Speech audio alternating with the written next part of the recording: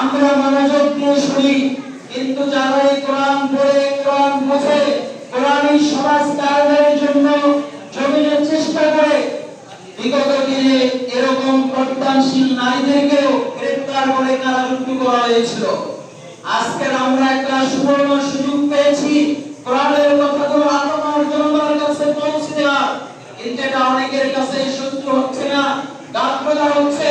কিন্তু এটা বলে নেই, কোরআনের যারা বিরুদ্ধাচরণ করে আবু জেহেলের যে অবস্থা হয়েছে, ফিরআউনের যে অবস্থা হয়েছে, যারা কোরআনের আন্দোলনের সঙ্গে বিরুদ্ধাচরণ করবে তাদের অবস্থা ওই জমিন থেকে চিরদিনের জন্য বিদায় নিয়ে চলে যাবে। ঠিক কিনা?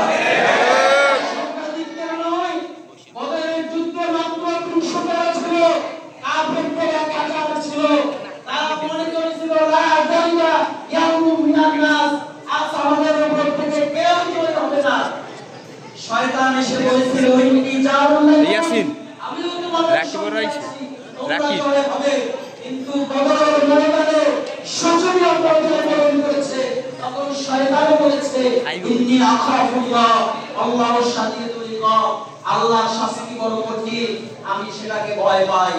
অতএব এই জমিনে দ্বীন প্রতিষ্ঠার জন্য জামাত ইসলামী যে পন্থায় কাজ করে, আমরা এই পন্থায় সকলে ঐক্যবদ্ধ হয়ে যদি আমরা ভূমিকা রাখি, আগামী সমাজ হবে কোরআনের পার্লামেন্ট। ঠিক কিনা বলেন?